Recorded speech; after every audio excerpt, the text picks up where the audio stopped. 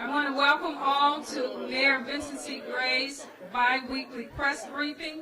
We were delayed just a bit because our first groundbreaking this morning was at the African American Museum on the Mall, and Mayor Gray was honored to speak from the podium, the same podium that President Obama spoke from. We are at this site. Well, let me identify myself. I am Doxy McCoy from the Mayor's Office of Communications.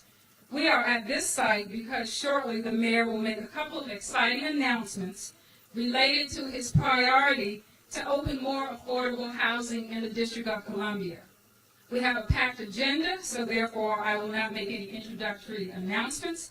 I will tell you that the program will first feature remarks on the groundbreaking for the Nannie Helen at 4800 housing development. Then the Mayor will make his second very important announcement and introduce a housing task force that will help his administration in its efforts to create more affordable housing. After that, the Mayor and partners involved in both efforts will take questions from reporters. After a few housing-related questions, the Mayor and the Nannie Helen team will grab their shovels for the groundbreaking ceremony. And finally, the Mayor will wrap up by returning to the podium to take questions from the media on all topics. I want to remind all to please silence their cell phones, and also a reminder that questions should only come from the media. Anyone in the audience who has a question for the Mayor may talk with him afterwards, or a staff member as time allows. Now please welcome Mayor Vincent C. Gray.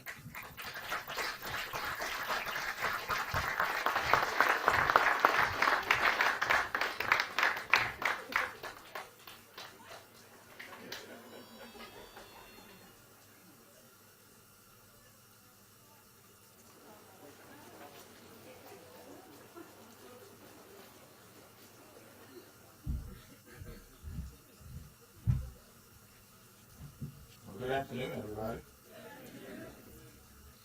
I just came from a tremendously uplifting event, and that was the groundbreaking for the new African American Museum, which will be on the Mall, of course, and will be the 19th museum among the network of Smithsonian museums. So it was a truly... I need the mic? Anyway, we're out here for a wonderful occasion as well. And that is the groundbreaking here today for a very wonderful event.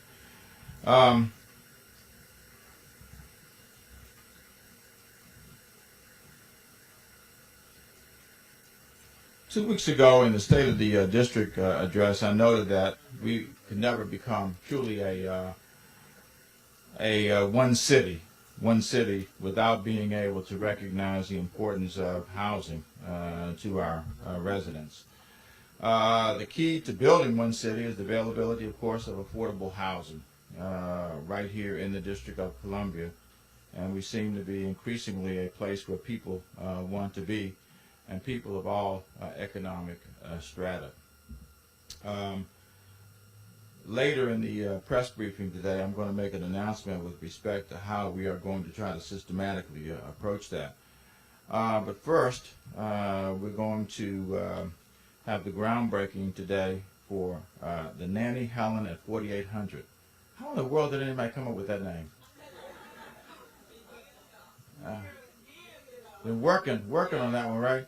What a coincidence! It's on Nannie Helen Burrs Avenue also, right? 4800 blocks. So the Nannie Helen at 4800, Commissioner Malloy. And of course, this is intertwined with our commitment to be able to create more opportunities for people in the city to be able to live here no matter what their economic wherewithal may be. Back when I was the Ward 7 council member, I got a call one day from somebody who happens to be sitting in the second row, and she said, "Can't we work together to bring new communities to Ward 7? I said, of course. I happen to believe strongly this, so let's work together to be able to get that done. And we decided together to focus on Lincoln Heights and Richardson, and we've been working hard ever since. to be able to accomplish that goal that we set out on several years ago. And the Nannie Helen at 4800 is yet another step in that direction. There are other housing that we have developed, some of which is coming online now, but this is yet another contribution to that. So this will be several units. This will be, I don't know, 70 total, right? And 47 will be affordable, and 23 will be at 30% of the AMI, which is requires a deep level of subsidy. Anyway, I'm proud to be joined today by our council chairman, Kwame Brown, who is with us. Pleased to be joined by our Ward 7 council member, Yvette Alexander.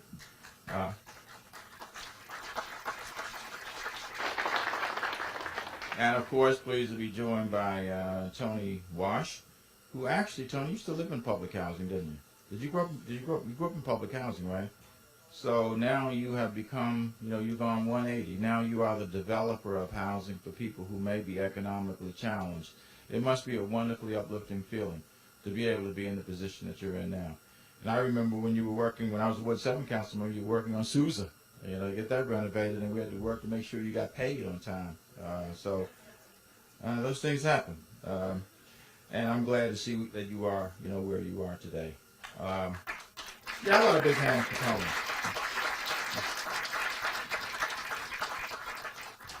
I also want to thank Capital One. Is Ed Delaney? Where's Ed Delaney? There he is over there. Ed is and Capital One have been doing a great job to help us get projects funded here in the city. Also, our team from the Office of the Deputy Mayor for Planning and Economic Development, a.k.a. DMPED. Our Deputy Mayor, Victor Hoskins.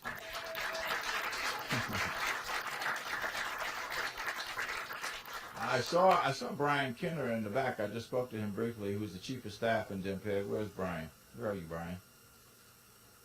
I see he's way out there outside the tent. Doesn't even hear me calling his name. Director of Real Estate, Jeff Miller. Our Director of Development, Cynthia Sankaran. The project manager for this project, Brandon Mitchell. And then we, of course, have folks here we have Harry Sewell and Adrian Todman, respectively, from the Housing Finance Agency and the D.C. Housing Authority. I've participated, just in the time I've been mayor, in 6 openings for affordable housing and 6 additional groundbreakings for affordable housing. And, I would love to say we're winning the battle, but I'm not sure we are. I think we've got a long ways to go to be able to say we have enough housing for the people who live in the District of Columbia, because we know that the challenges that we face every day. But today we celebrate yet another step in the direction of making sure we have affordable housing for people here in the District of Columbia. So with that having been said, I want to have some of our speakers come up. I want to begin with the chairman of the Council of the District of Columbia, who also is a Ward 7 resident. Please join me in welcoming Chairman Kwame Brown.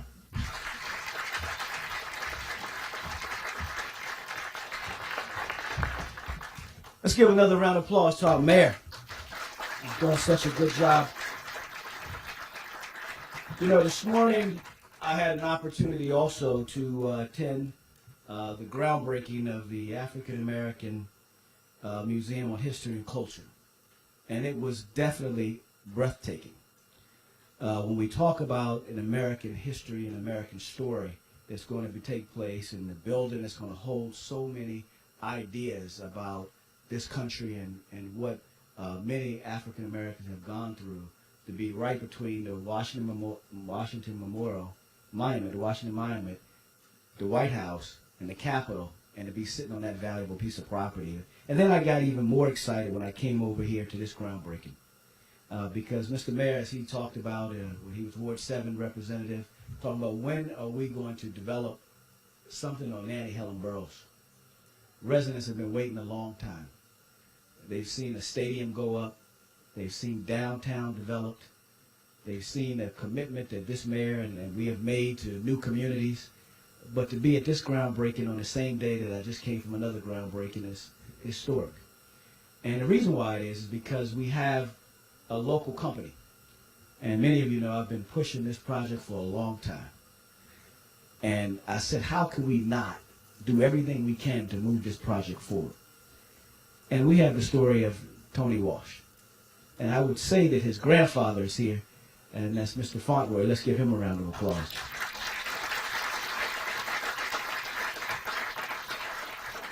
And you know, this morning there was a lot of history in the building, a tent that we just attended. To come out here and would know that you have a grandson, grew up in public housing, then came to stay in the city in which he was born, native Washingtonian, decided that he would start a company and went through the challenges of having an electrical company by modernizing our schools, knowing that they probably wasn't going to get paid on time. But kept going, and he had a vision because he said that he wanted to open up an office in the community in which he grew up. I remember when he came to me about this location, and he didn't first come and say, I needed a handout. Can you help me? He said, this is what I'm going to do. And he said, I want to do something different. I want to make it all affordable housing, 100% of it, which is different than a lot of developers that come see us. And I thought, wow, that's going to take a lot of subsidy, right, Mr. Mayor? And it never stopped him from keep moving. But then he said he's going to do something that's historic too. He's going to have all local businesses participate in developing on Nannie Helen boroughs, something that doesn't happen quite often in our community. And he was going to make sure that Ward 7 residents got jobs. Now, more importantly, when things got tough, Mr. Mayor, he went to his own pocket. His own pocket to keep this project going. Because he knew that the most important element was to make sure that it happened. When people thought it was going to fall apart, he kept going. So, Wash, I want to thank you because you are more of what we need here in the District of Columbia. You're a perfect example for everyone else who's going to develop in Ward 7. They say they can't find local businesses, local subcontractors to do the work. You're proving them wrong today. And let this project be an example for all the other developments that take place in the city when they can't find local businesses, that they come to find the businesses that you use to make this a reality today. And to the mayor and the deputy mayor, I know he got tired of hearing me talk about Nannie Helen Borough because I talked about it every time I saw him. Whether we were in McDonald's, I mentioned Nannie Helen Borough. When he saw me, he said, Nannie Helen Borough, Nannie Helen Borough. And I want to thank you, Victor Hoskins, you and your team, the CFO's office, for making this happen with the vision of this mayor. I know he's excited. Ward 7 representative on the council, the chairman of the council. Now he's here at the mayor, and we're able to do what, Mr. Mayor? Do the groundbreaking, and we'll be back doing what? The ribbon cutting. Thank you. God bless.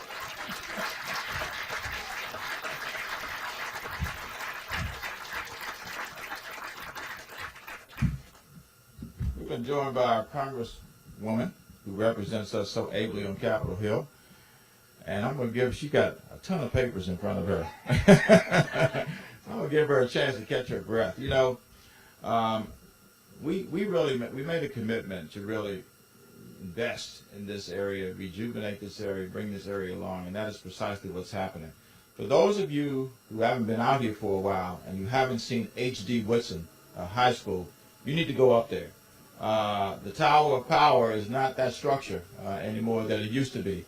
It is now a 235,000 square foot building that is devoted to STEM education, science, technology, engineering, and math. And we actually have increased the number of students who are there. I think all of you see what's happening in the reconstruction of the avenue, of Nannie Helen Burroughs Avenue itself. So it is coming, ladies and gentlemen. This is yet another contribution to the commitment to this community that we promised. And we're going to continue on that path in order to get it done. So now that I recognize that she's got down to one piece of paper, we were together just a few minutes ago, and we talked about that, Congresswoman Norton, and that was the historic moment that we shared with the groundbreaking of the new African American Museum that will be part of the network of Smithsonian Museums. So she is now in her 11th term representing the people of the District of Columbia, Please join me in welcoming our Congresswoman, Eleanor Holmes.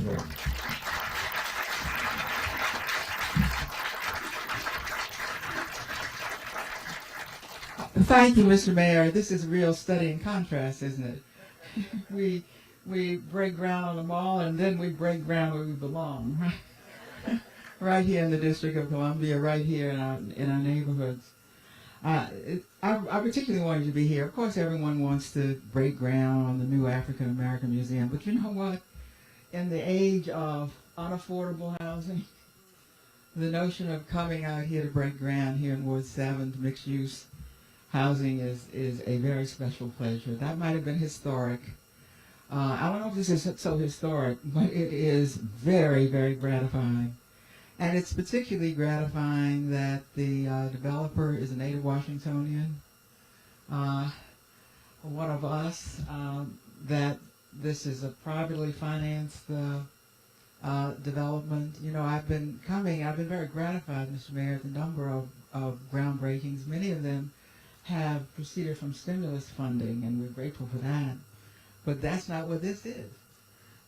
This is one of our own coming back home, doing what we know we can do right here where it is most needed.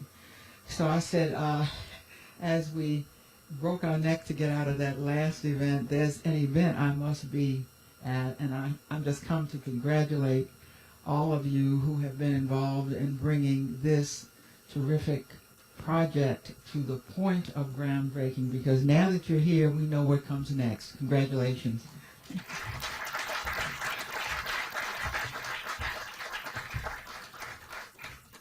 Thank you, Congresswoman Norton. It really was. I marveled at the tent. I don't know if you can call that a tent that we were in. That was a house. You could have put 1,000 people or more in there and have room left over. Yeah, I've never seen one quite like that, but I guess it was fitting to the occasion. It probably was about 10 or 20 times the size of this one, if that gives you any feel for it. But we're here on Nannie Helen Burrs, and we got the tent for the occasion, Commissioner Malloy. I'm going to now introduce our council member who represents us in Ward 7. She's my council member. She's the council member for Chairman Brown and the council member for a lot of people who are in this tent today. And I know she's happy with the number of groundbreakings and announcements that we've had recently, working with her to be able to bring these projects online, bring them to fruition. And you know I don't want to see my council member who's going to be on my case constantly if we aren't getting things done here in Ward 7. So please join me in welcoming council member Yvette Alexander.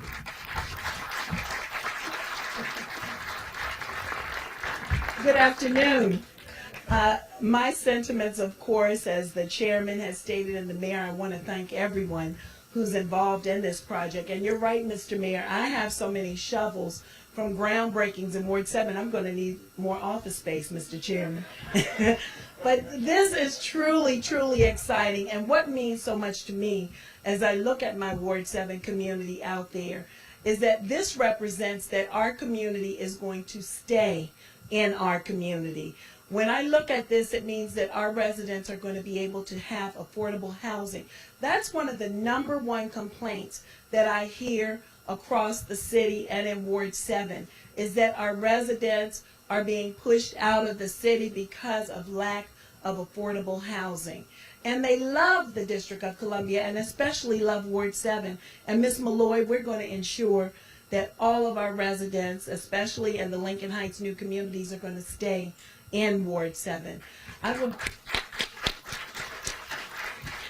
want to thank Mr. Anthony Wash, because not only is he doing this great project in Ward 7, he has really invested his business in Ward 7. When others choose to locate to other places, not only is this development in Ward 7, but Anthony Wash and Associates, his business, has been vested in Ward 7 for many years, and nothing brought me more pleasure than to know you hired all local businesses. When I saw Mrs. Sherry Ways, who was so proudly taking pictures by the designs and the architecture layout, that's a Ward 7 business, and we appreciate that. When I look at that gentleman beside you, Mr. Scotty Irving, Mr. Blue Sky, who brought W-2 forms to my office to show me he was hiring Ward 7 residents and district residents. I say thank you. I see there's some students from American University here, and it's also appropriate to give a historical background on Ward 7 and our African American history. And I asked the students, did they in fact know who Nannie Helen Burroughs was? And I think their professor was smart. She gave them an education lesson before they stepped foot in Ward 7, so I thank her for that. But Nannie Helen Burroughs, and she really has deep history to me personally. My grandmother actually attended the Nannie Helen Burroughs School for Women and Girls. And Nannie Helen Burroughs was a great educator, especially for African American women in the District of Columbia. And so much so that they named this great street, which was formerly Dean Avenue, Nannie Helen Burroughs Avenue. So this is in fact a great street. This is a great project. And the chairman also mentioned, I think Mr. Mayor, you mentioned it as well. Please excuse the construction and the streetscape, but we thank you and Congresswoman Norton for those stimulus dollars that in fact helped us to really make this the great street that it is. I want you all to come back to the ribbon cutting because it will be a marvel to see this project, to see the great streetscape of Nannie Helen Burroughs. And I just want to thank everyone. And I have a personal thank you to a member of my staff who I have to give credit, Deputy Mayor Hoskins. I know that we bugged you a lot too through my office. And legislatively, when you see great projects like this, it takes a lot of hard work from my office. And Mr. Ed Fisher, I don't know, I mean, he's so humble back there. I see you back there. He's waving his hand, but I want everyone to applaud my legislative director, Mr. Ed Fisher, who really was at hard work in making sure this got done. Mr. Walsh, thank you so much. I look forward to the ribbon cutting. Mr. Mayor, Mr. Chairman, this is only the beginning of the great things in Ward 7. And to my Ward 7 residents, thank you for believing in Ward 7 and for staying in Ward 7. And this is just one example of why you're going to stay here for many years to come. Thank you.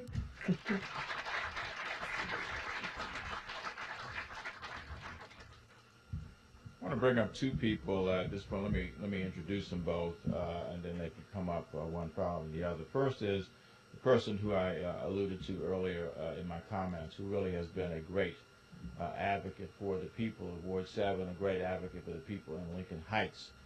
She serves in many capacities, and she's getting ready to serve in another capacity, which we will announce later in this press briefing. But she really is somebody who I worked with right from the beginning on this new communities effort when I was a Ward 7 council member, and I know she's as delighted, or even more so, as the rest of us, to be able to see this come to fruition. That, of course, is A&C Commissioner Patricia Malloy, who has been such an active leader in Lincoln Heights as well. And then she'll be followed by the gentleman who has been spoken about several times already, and that would be Mr. Tony Wash. So come on up, Patricia Malloy.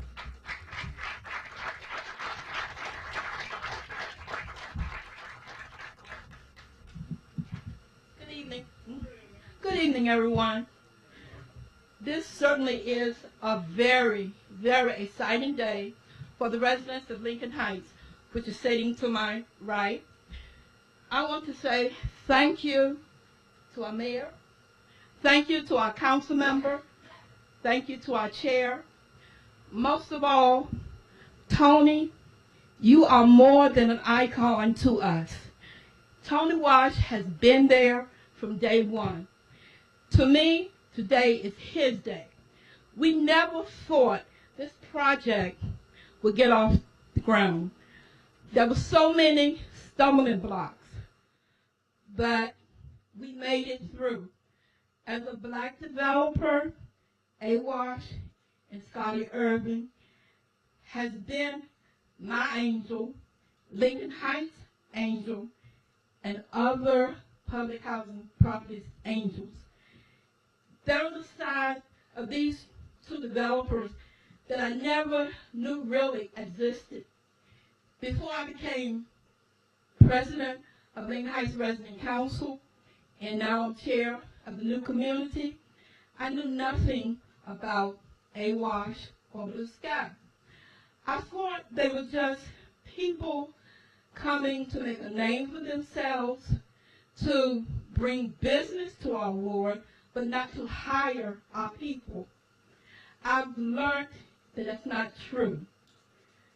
Totally washed, they are human beings with blood running through their veins like all of us. They are more than a developer. They are more than a partner. They are friends.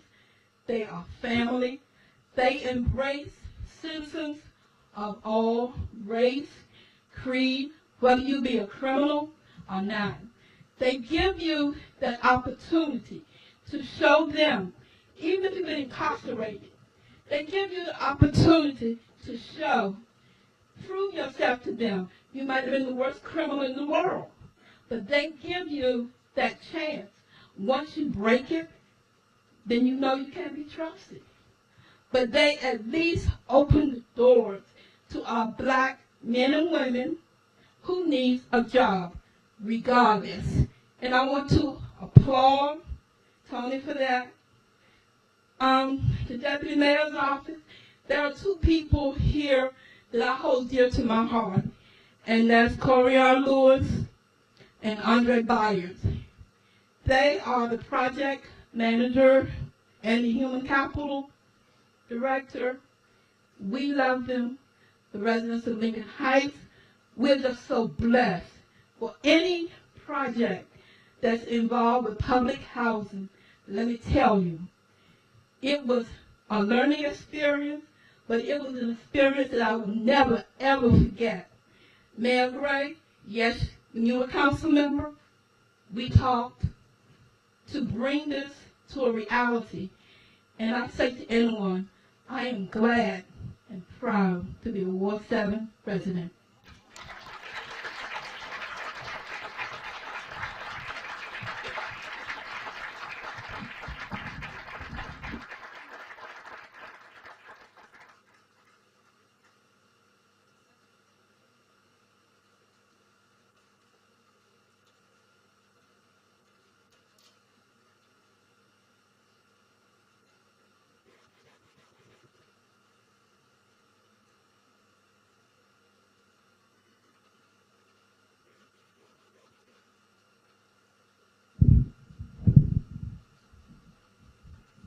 Hello, everyone.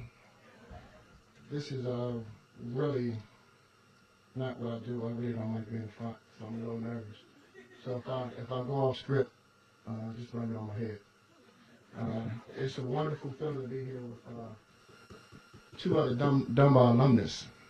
I used to, when I used to go to the auditorium, I used to always look up at the mural and see Eleanor Holmes Norton picture up there and say, wow. But I'm a product of D.C. Public Schools, I'm proud to say.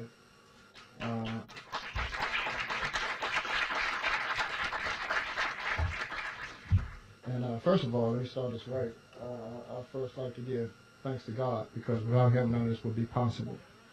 Then I would like to give special thanks to my mom, who's sitting right over here,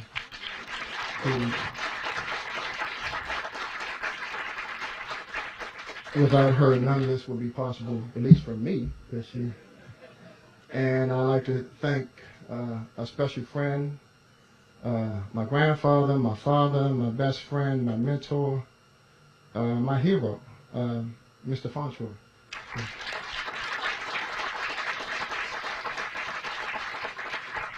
And a quick funny story, Nannie Helen was staunch on education, and my grandfather, I think, retired in 83 or 82, and I graduated from Dunbar in 84, and went to UDC, and I was walking across campus, I think the second day of school, and I looked up, and my grandfather was walking towards me, and he had books in his hand. I said, "Granddad, what you doing here?"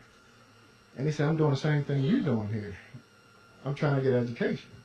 And this was after he retired. I guess you were about 65. Are you not saying?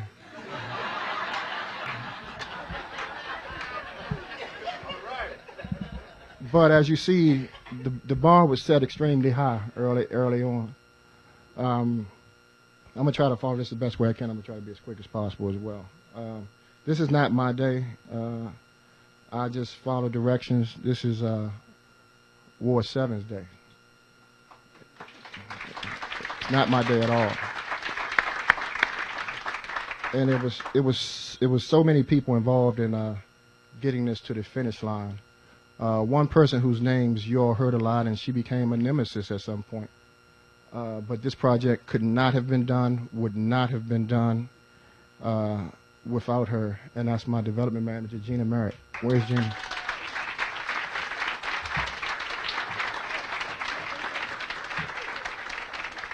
We laughed together, we cried together, we punched walls together.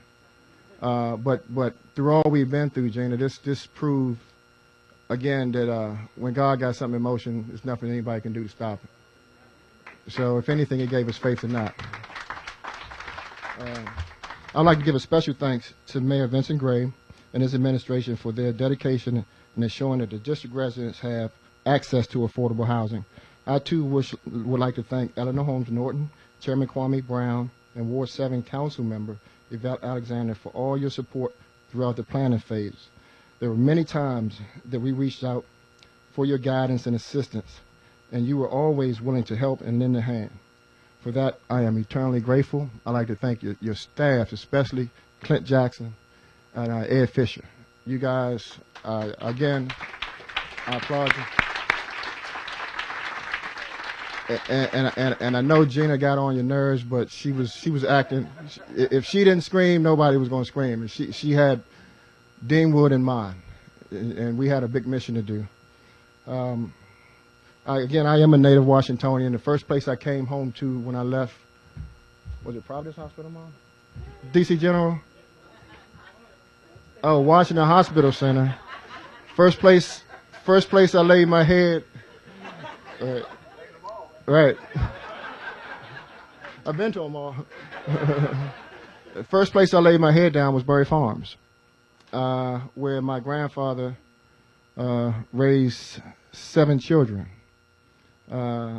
And he worked in the mailroom and worked hard. And I watched my grandfather set the tone, and I watched him show me how to be a man just by his actions. And I watched him move from affordable housing to buy his first home, which he still owns, in Southeast, in Ward 8. Shortly after Berry Farms, I moved to Greenway, and then I did most of my growing up over in Edgewood. So it was interesting when we were going through this process and we were talking to the community, and they talked about folk from affordable housing coming down here and what it was going to do. And I had to remind them, but for the grace of God, they go out. That person you point the finger at, hey, nowadays could be the next president. It could happen. So it was very gratifying for me to be in a position to be able to give back because so much was given to me through affordable housing.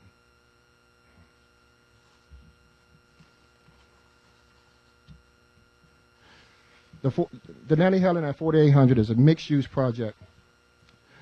It will be a green building from start to finish.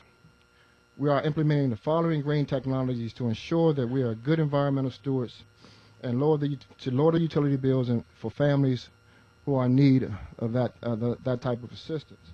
Another achievement that I'm particularly proud of is that we are a 100% owned development manager, construction manager, CBE firm. We will be making all the decisions on this project, and this is gratifying for me as well.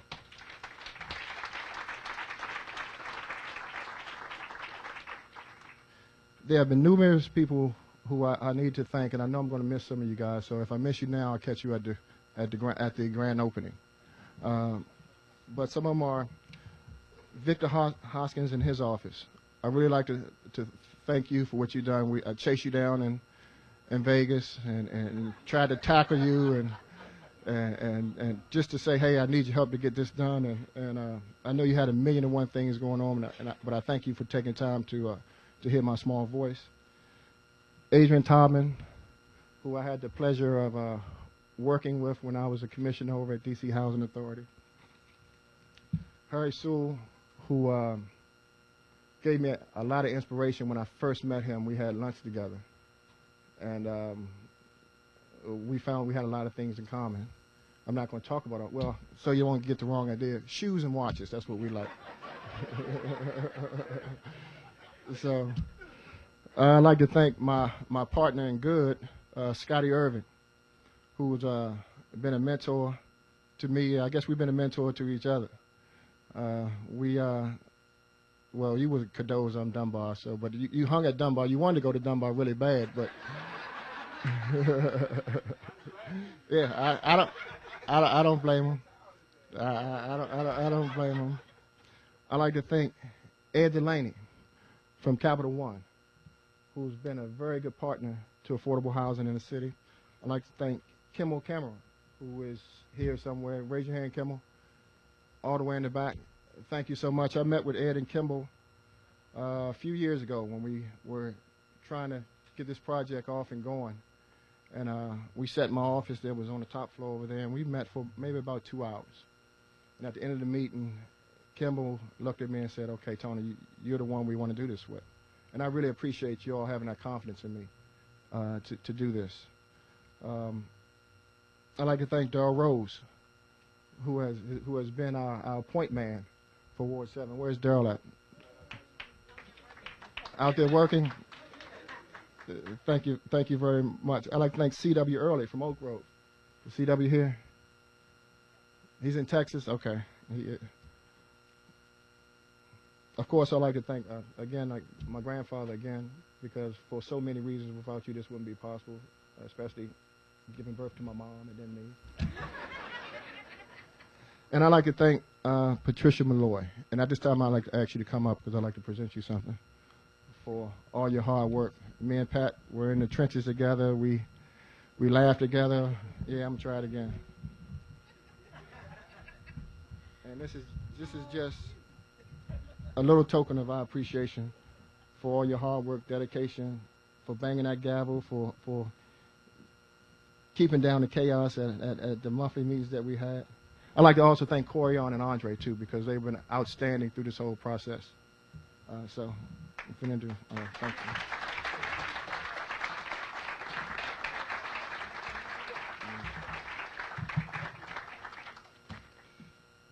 So that closes it for me. Thank you all for all coming out. I appreciate it.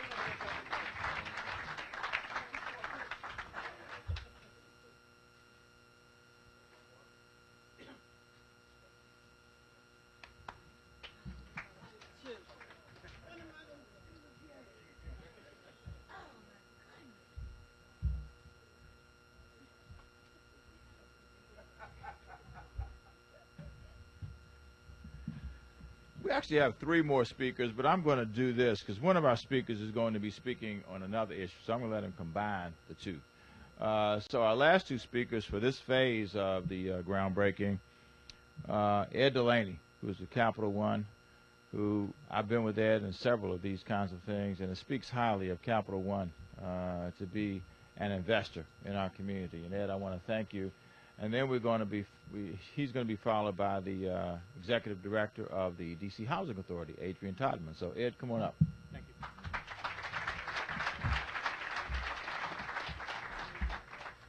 Thank you, Mayor Gray. Good afternoon. It is my great honor and pleasure to be here with you today to break ground on this important addition to affordable housing opportunities for residents of Northeast DC. And as others have mentioned, this is getting to be a habit, albeit a good one, because it was just over 2 weeks ago that many of us on the stage celebrated a grand opening east of the river. And a steady cadence of events like these is a wonderful sign of the times for our revitalized and redeveloped district neighborhoods. But let's give it up today for Ward 7.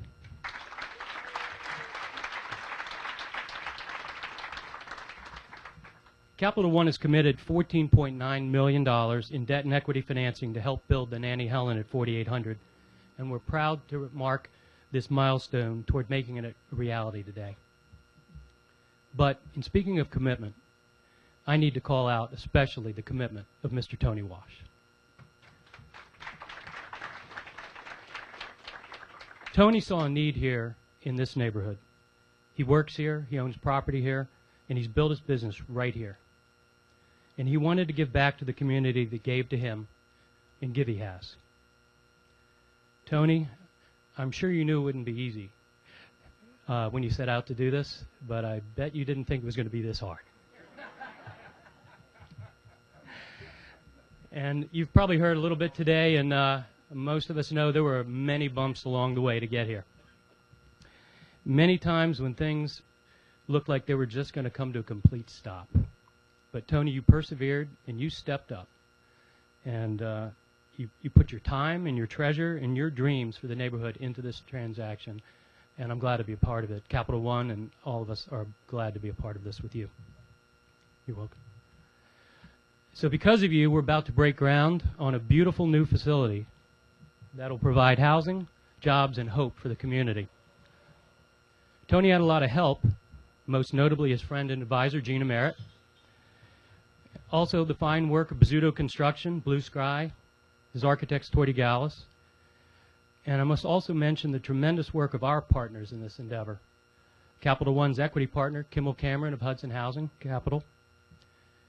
My underwriting partner and chief numbers guy, Burke Willard, who worked tirelessly to get the budget in balance. C.W. Early at Oak Grove Capital. But Mr. Mayor, Deputy Mayor Hoskins, Harry, Adrian, this would not be possible without the hard work and dedication of your talented staffs. Notably Denise Nelson, Paul Rowe, and Brandon Mitchell. There are too many others to name, but I also want to give a shout out to the lawyers. Everybody loves to pick on lawyers. Well, everyone loves to pick on lawyers, but in a transaction like this, we all lean heavily on them. And among many, I'll mention Aaron O'Toole for Klein Hornick is here. Capital One's counsel, Pat Clancy, Samira Padia, Chi Hung, Maria Day Marshall, and Mike Winter for the agency. Chico Horton, bond counsel, and far too many to mention, and I know that when we counted all the lawyers on some of these calls, Tony was thinking, who's paying for these? Tony paid for them, but I think it was all money well spent. So as partners in this effort, we all uphold the belief that increased access to affordable housing not only helps individuals and families gain greater stability, but also creates jobs and strengthens the fabric of our city. At Capital One Bank, we call that investing for good. Thank you.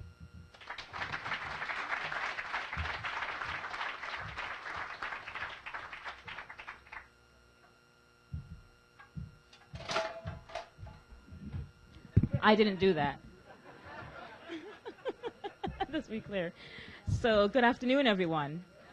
What a wonderful packed room. I'll be brief because I think we've had a lot of thank yous, and I know that we have some wonderful announcements to go, Mr. Mayor. But I would like to say that part of the reason that we're here is that we don't want where you live to determine where you're going.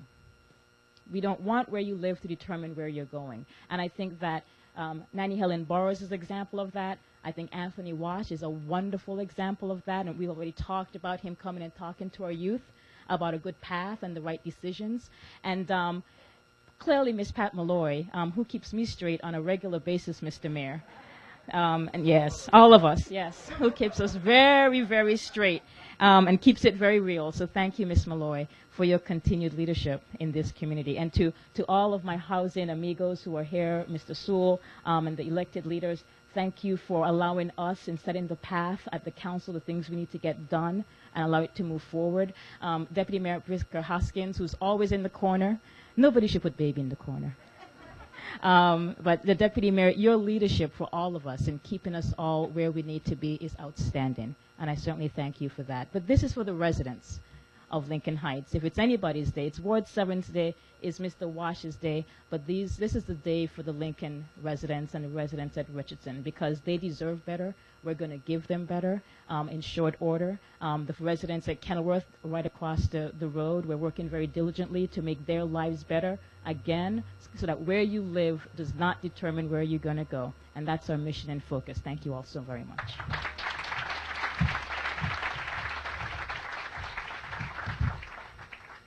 All right, thank you very much, to both Ed Delaney and to Adrianne Todman, and we're now going to move to, this is why I held back on this gentleman right here.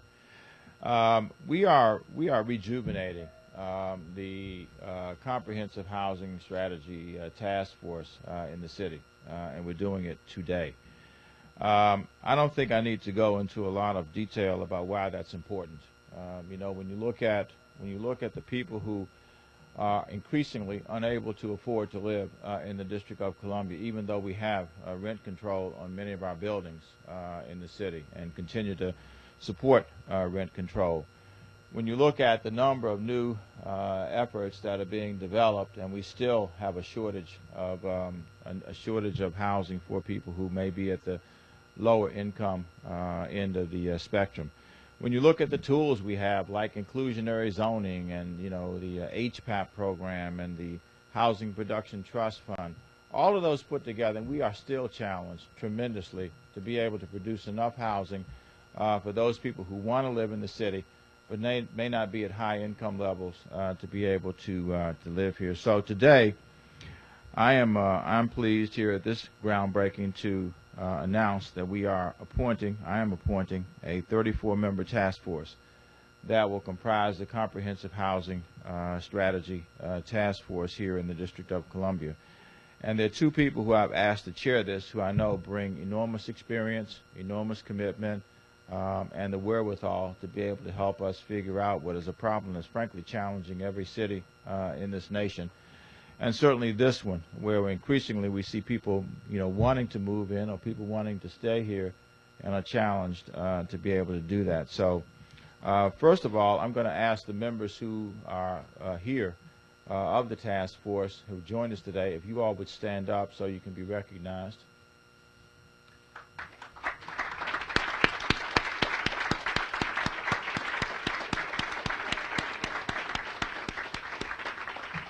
Thank you very much, and I appreciate you coming out today because this is a tangible example of what we need to be able to produce in greater supply here in the city. And I've asked two people to co-chair that, and I want to ask them if they would come up and say a few words. First of all, the Housing Finance Agency Director, Harry Sewell, who will be one of the co-chairs, and he will be joined by Forest City, Washington President, Debbie Ratner Salzberg, they will serve together as co-chairs. So come on up, guys, and say a few words to the audience. I'll let you all figure out who goes first. Good afternoon. First, as related to the Nannie Helen at 4800, some deals are easier to do than others. This was clearly an other. But it was also clearly very important to be done. And I think we see today the testament to that. So I also want to thank all of the members who participated in it and really thank the members of the HFA team, Tony Waddell and Denise Nelson, for the hard work that they did on this project to make this come to fruition.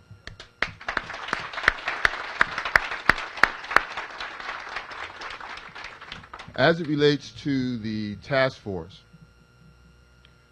Malcolm X said back in the 1960s, if you live in a bad neighborhood, you go to a bad school.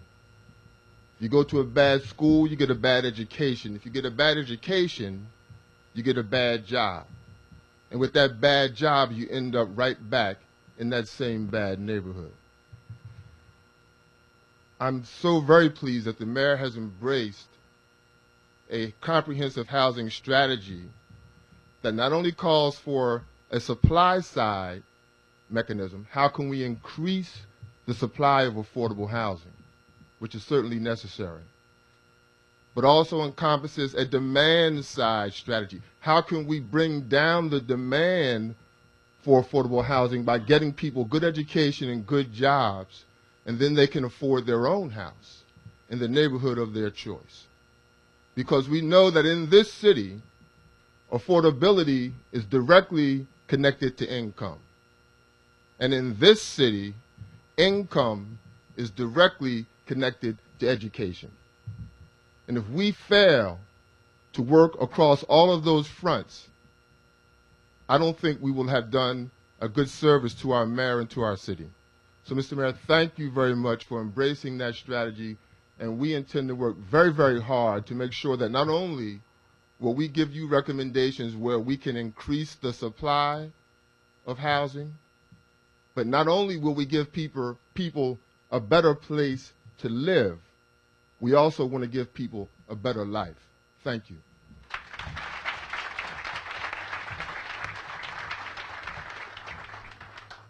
Thank you. Thank you for this appointment, Mr. Mayor. First of all, first and foremost, congratulations to you and to all who worked on this. I know that it does take a community to open up and get a project like this started. And what we need are many more Nannie Helen at 4800s throughout our city. I look forward to working with the task force. We have our job cut out for us in the city. What convinced me to do this was the merger of supply side, as we've heard about. We do need more affordable housing, but what we need is the opportunity for people to work and live comfortably in affordable housing and then move out of affordable housing to open it to others. So we need to combine services, affordable housing, and jobs, and I look forward to working with all of you, and I thank you very much for this appointment.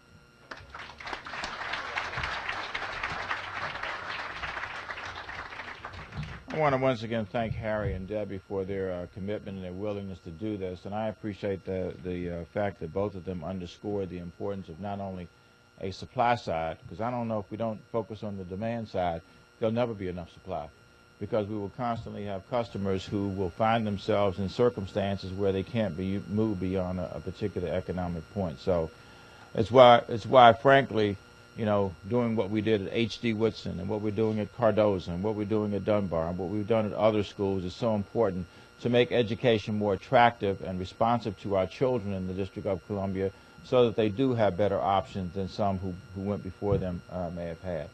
What we're going to do now is we'll open it up to any questions you may have about the task force or about the affordable housing project that we have here today. That's the groundbreaking is taking place for. Then we'll do the groundbreaking, and then at the end of it, I'll come back for any other questions that you all may have, the press may have, on other issues. So anyone have any questions on the task force or the project that's here, the affordable housing effort that we're kicking off today? Yeah, media. Come on up a little closer.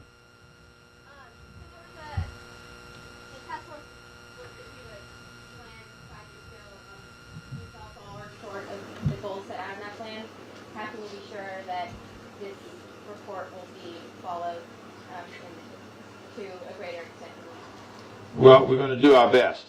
This is something that, you know, at the summit Saturday before last, people expressed that they felt should be a very high priority for the District of Columbia. We know it. We look at our homeless population among homeless families. We look at the homeless population in other cities.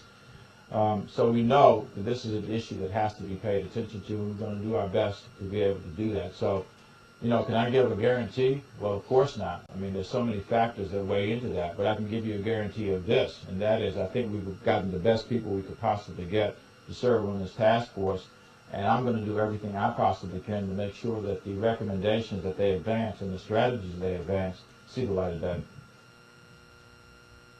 Ms. Brazil. I had a question that I'd like to direct to you, Mr. Mayor, as well as Ms. Goldberg. I look at the list of individuals you've appointed, and you've appointed some impressive individuals, but you've appointed a lot of individuals who I would consider big-time developers in the city, but not who have track records in building housing, least of all affordable housing. Can Ms. Goldberg tell me what her experience has been at Florida City in terms of building housing and affordable housing at that? Because I mostly know your record in terms of commercial real estate. So every project that we do in the District of Columbia that is rental has a 20% affordable component. But we've been doing this a very long time. So we were selected under Operation Breakthrough many, many years ago to build affordable housing. And if you look around town, we had a building system, poured-in-place concrete, where we constructed senior citizen housing at Fort Lincoln, In fact, we were the minority partner at Fort Lincoln, at Wallach, and we've done tens of thousands of units of affordable housing throughout the country. So we do have experience in this. And I can't speak for all of the other members, but I am sure that they have equal, if not more, affordable housing experience. Sure, go right ahead. And I would just add to that point, on the task force, I think we have several of the leading affordable housing, not just commercial housing, but affordable housing developers in the city, and I would dare say who do some of the best housing in the nation. So a nonprofit like CPDC, a group like Hornick Brothers, who's done work in this neighborhood, a group like Urban Atlantic that has done a lot of the Hope 6 development, transforming our public housing into more livable neighborhoods. So it's not just commercial developers. We have people who are experienced in the development of affordable housing, but also we pick people who have incorporated and embraced the service model into their business model. So if you look at a CPDC, if you look at an Urban Atlantic, if you look at a Hornick Brothers, they are developers. When they do a development, they often provide space for services to be given, and they bring service providers in. I also select the people who don't have 3 years to work on this. I wanted folks who were going to move and get it done, who bring experience, and that we will have a plan shortly and we can move on. Nobody has time to wait 3 years in order to get this done, ladies and gentlemen. Any other questions from the media? If not, we will go to the groundbreaking. Can you believe that we actually opened this tent up? This is February, ladies and gentlemen. This is February. People have no coats on. I mean, I don't know what's wrong with the weather, but I hope whatever's wrong with it continues. Are we going that way for the groundbreaking? All right. That way? Okay. And then we'll come back. On 3, do the best you can to come up with something, okay? Dirt, grass, or something. Even if you come up with air, it'll be okay. Everybody ready? 1, 2, 3.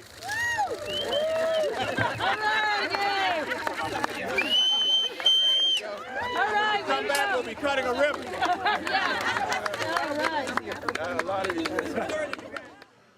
All right. We have several members of the media here, and folks out there having a good time, so we'll continue on with questions on other issues. Ms. Brazil.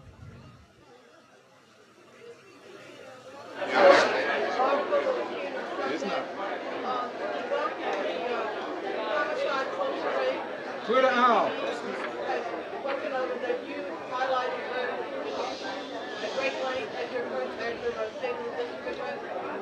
Yes. In fact, I think Chief Lanier is going to have an op-ed piece that will be submitted within the next couple of days. But, you know, we've done some additional looking. Apparently every city we know uses exactly the same approach because that's the one that is approved by those who gather national crime statistics. I think it's a uniform crime reporting system. And basically what it says, you know, without going into eye-glazing detail, but basically what it says is that you look at the number of homicides you had in that particular year, and then you determine closures in relationship to that. There are a lot of reasons why they do it that way, but this is an approach that, as I understand it, my best information, and Paul, you may want to come up and speak to it also, but it's been in place for 30 years. And I just read an article that was sent, a blogger from Baltimore, who underscored that this is the way it's been done.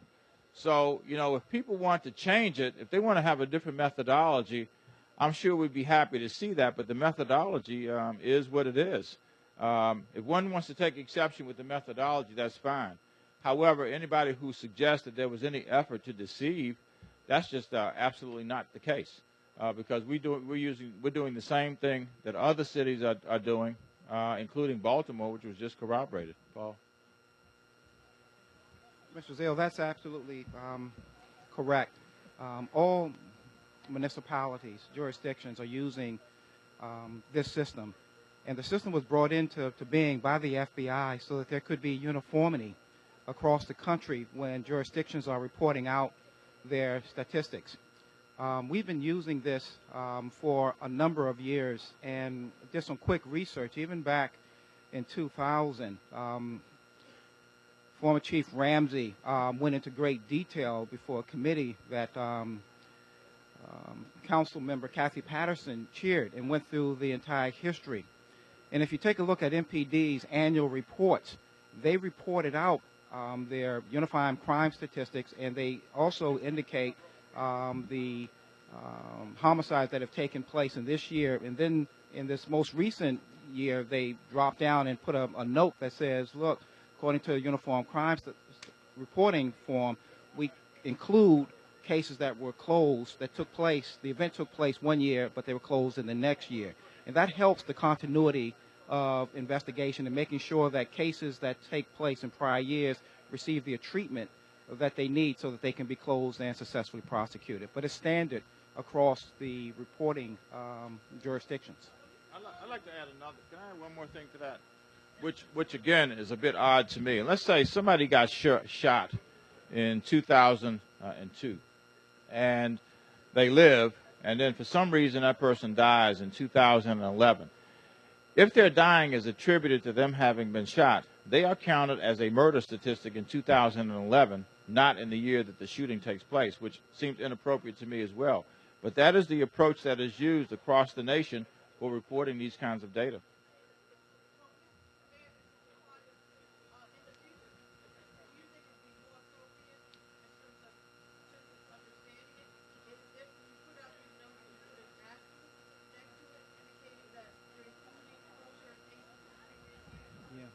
I think that what we will do is take a look at how we can do this uniformly, not only in the District of Columbia, but across the country.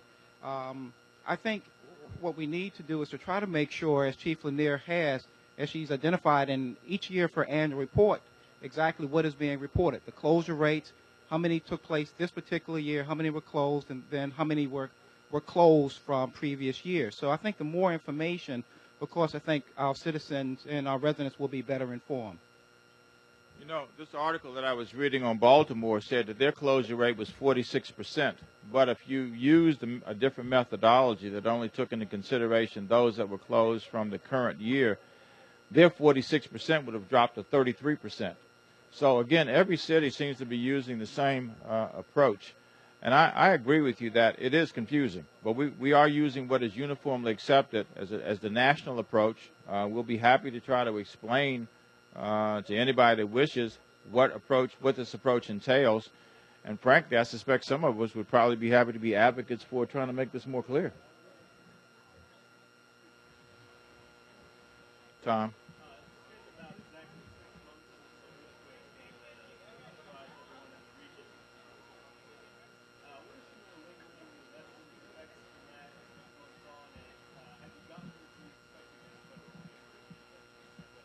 I don't know whether we've gotten the reimbursement yet. Have we? We'll check on that, Tom. I'm not absolutely sure. You know, we filed a claim. We were approved. You know, we were approved as an emergency, which is fundamental to being able to file a claim. I don't know whether we've gotten the money, and we included, as you probably know, the National Cathedral, excuse me, in our claim as well. I don't know. I don't know whether we've got any lingering lessons. Earthquakes are so rare around here. You may recall my experience where I was sitting in the car coming back from the Martin Luther King Memorial when the earthquake occurred, and I turned to the guys who were in the car and said, "Don't you guys have time to get this car a tune-up?" The car was shaking. Of course, I had no idea that this was an earthquake that we were experiencing. So, again, you know, I think in any emergencies like this, you want to make sure that people behave responsibly. And perhaps one of the things we will continue to focus on is what people should do, whether it's in a hurricane or some other situation, emergent situation that occurs in the city, in terms of how they evacuate the building, don't evacuate the building, shelter in place, that kind of thing. We really have, over the last several months, placed a lot of emphasis on that, Tom, and we'll continue to do that because that's applicable not just to an earthquake, but to other situations that may occur. The federal reimbursement is 8 Sigma, right? Yeah, 8 Sigma. And that would be within Paul's cluster, so if you want to, he can follow up with you if you want, where we are with that. Okay. Yes, Ms. Brazil. Could you speak to the Can you speak up, please? Can you speak to the situation we have with sheltering homeless individuals? I understand that we have reverted back to the past in terms of sheltering a large group of individuals, especially families, in hotels. What is that population? What is the situation in DC General? Are there any emergency measures you're going to put in place now or as regards to next winter so this doesn't occur? Well, I wish we could say that it's not going to occur, but this is a symptom rather than a problem. It's a symptom of the economic situation that we find ourselves in, as do other cities around the nation. We added space at DC General and still didn't have enough of the number of families who were presenting themselves. I think we probably added maybe close to 100 slots at DC General alone.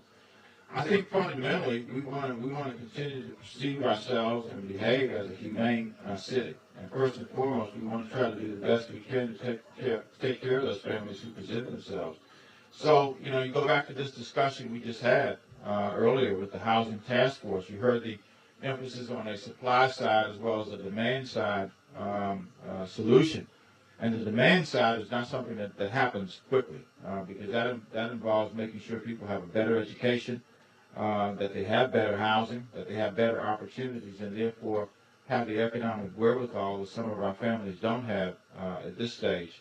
I think and I'm going to ask David Burns to speak to this, but the resorting to hotels was to make sure that we had a decent place for people to be until we can get them to another place that would be more permanent than that. I am not a fan. Those who know me know I am not a fan of hotels and motels. When I was the DHS director, we worked hard to get people out of those kinds of placements, and we were successful in doing that. We have resorted to this only out of necessity because of the overwhelming number of people who presented themselves for services. David. Thank you, Mayor. We've more than doubled the capacity of our shelters over the last 3 years for housing strategies, including through permanent supportive housing and shelters.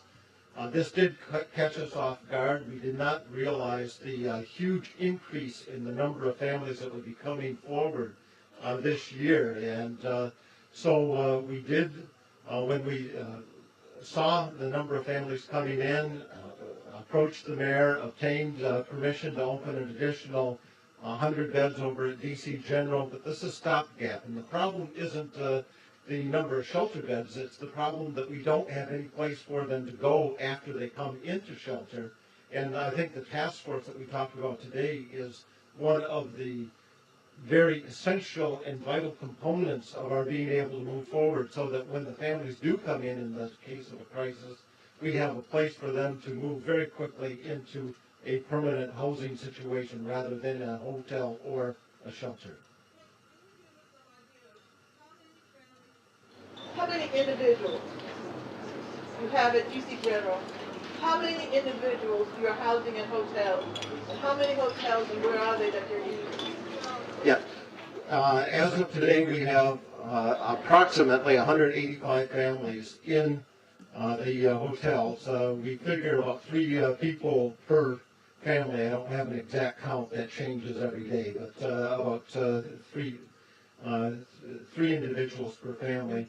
We have 253 units at DC General. Some of them just came online, and so we're moving some families into it. But again, it's about three individuals per room at DC General. And the what was your other question? Right. Oh, and the number of hotels. I think we have 4 at this time. They're mainly over along New York Avenue, but that's the hotels that we're using. Are you aware that several years ago there was a court case telling the district it could not house families in hotels? I was not aware of that court case. Well, on that point, Ms. Brazil, if somebody has a better option than that, this is a humane response to an emergent need. And I don't like hotels any more than anybody else does at this stage. But I'm not going to leave families out on the street until we can find a better option for them. I'm just not going to do that. And I don't like doing it either. Yes. That was it? All right. Thank you all very much.